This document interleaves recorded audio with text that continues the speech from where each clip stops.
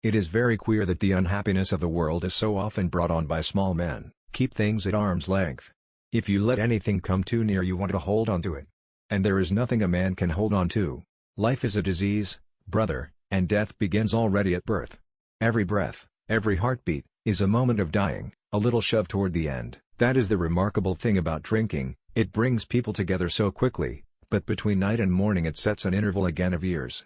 With blinded eyes I stared at the sky, this gray, endless sky of a crazy God, who had made life and death for his amusement. For a moment I had a strange intuition that just this, and in a real, profound sense, is life, and perhaps happiness even, love with a mixture of sadness, reverence, and silent knowledge. Our thoughts are clay, they are molded with the changes of the days. When we are resting they are good, under fire, they are dead.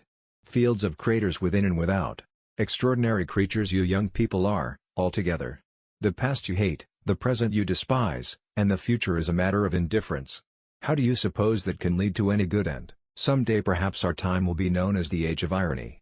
Not the witty irony of the 18th century, but the stupid or malignant irony of a crude age of technological progress and cultural regression. But probably that's the way of the world. When we have finally learned something we're too old to apply it, and so it goes, wave after wave, generation after generation.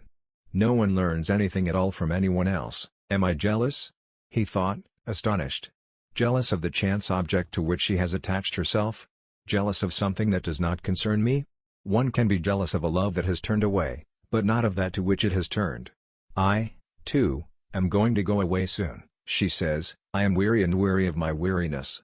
Everything is beginning to be a little empty and full of leave-taking and melancholy and waiting. The music enchanted the air.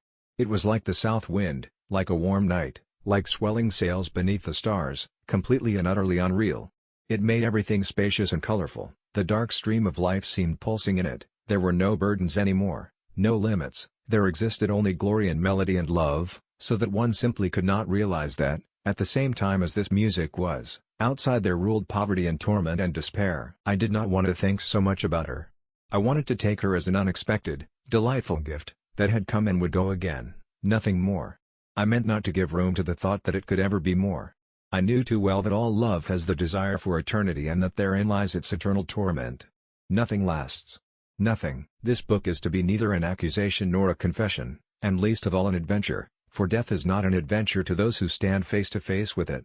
It will try simply to tell of a generation of men who, even though they may have escaped shells, were destroyed by the war. They are more to me than life, these voices. They are more than motherliness and more than fear. They are the strongest, most comforting thing there is anywhere. They are the voices of my comrades. For us lads of 18 they ought to have been mediators and guides to the world of maturity, the world of work, of duty, of culture, of progress, to the future. I am a modern man with a strong tendency to self-destruction.